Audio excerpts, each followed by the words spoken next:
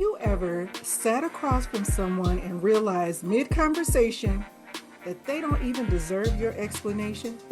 Oh no, you're not confused. You're just tired of explaining things to people who are committed to misunderstanding you. Some exits don't require closure, they require emotional maturity. Let's talk about what that means to leave, not because you're bitter, but because you're becoming too emotionally intelligent to stay.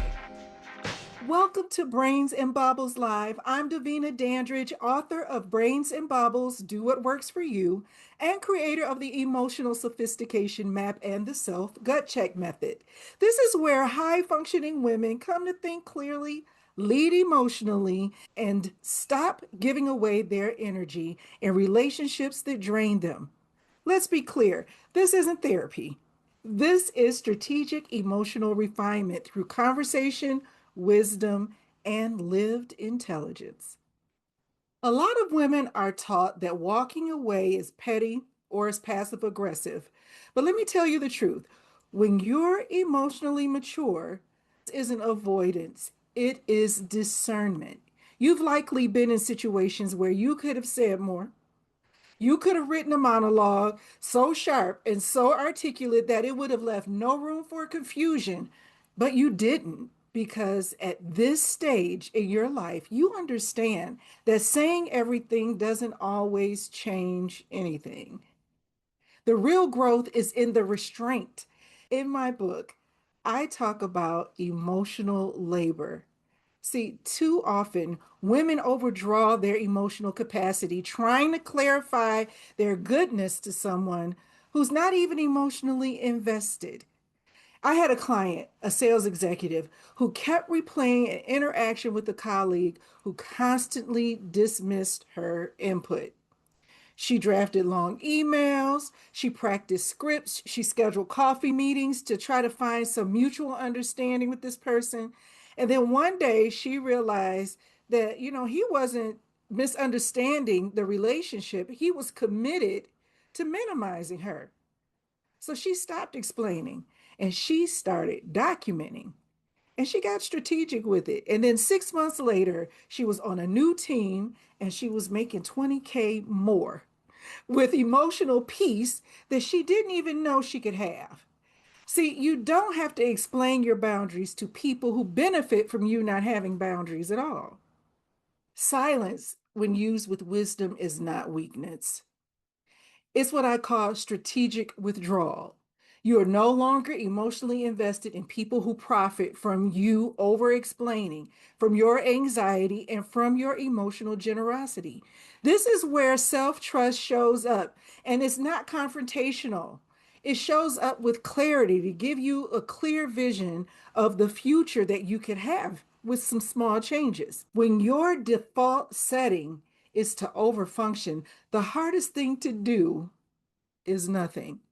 Not to fix anything, not to explain anything, but just not to say one more thing to be understood is so hard to do. But here's where it gets deeper. We've been conditioned to think that our silence means that we've been defeated. That if you don't say something snappy or clever or redemptive, that you've lost your power. Well, that's not the truth. Sometimes silence is the loudest indicator that you're done rehearsing the same emotional scene over and over again. This moment is a pattern interruption. And psychology backs this up. It's called self differentiation. It's your ability to stay grounded in your own emotional space without being pulled into someone else's storm. It's not being cold, it's gaining the character that you need to handle some tough situations as you're moving forward and overcoming some things. According to family systems theory, people in high self differentiation can hold on to their clarity even when those around them are chaotic or dismissive. And it's not just emotional intelligence, this is emotional identity. When you know who you are, you don't have to perform that knowing for people who are never really listening. So you don't have to show and prove all the time. I remember a dinner one time, it was years ago. I was with a group of women, and this was the kind of dinner where everyone is talking over each other. But somehow you're still the only one who's quiet. Okay. One woman turned to me and she said, "You always seem so calm. Don't you ever just want to go off?" I laughed because it was funny, but because I'd already gone off in my life years ago on the wrong people for the wrong instance in the wrong rooms. And now I just don't bring my full voice where I know it won't be honored. So, in other words, I'm not wasting my words.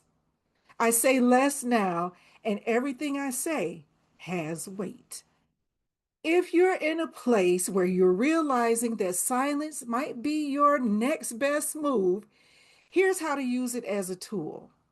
Number one, name what you're withdrawing from. Not just a person, name the pattern or a power dynamic or a role that you've outgrown. Number two, choose emotional distance, not emotional shutdown.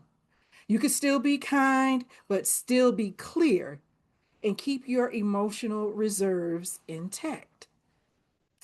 Number three, write it down, but don't rehearse it. Write a letter you'll never send. Say everything on the page, just pour it all out and get it out of your nervous system, but not back into a conversation. So you're releasing it. Number four, reinvest your emotional energy. Instead of plotting your next exit speech, start designing your emotional future. What do you want to feel? What spaces make you feel like your true self? If you're ready to be honest about how you show up in your relationships, romantic, professional, or even platonic, take the Emotional Sophistication Map at davinadandridge.com. It'll show you exactly where you're overfunctioning and how to stop performing emotional peace when you're really carrying resentment. And if you haven't yet, get the book Brains and Baubles, Do What Works for You. It's not a self-help book.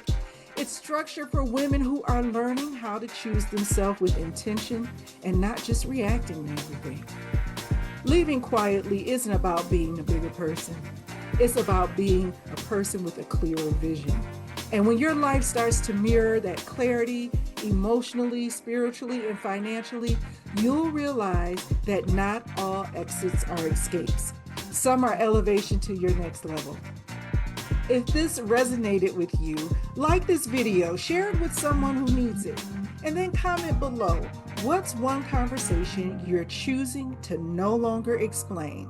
And subscribe to this channel because we're not just talking about emotional intelligence, we're applying it with strategy, with depth, and with style.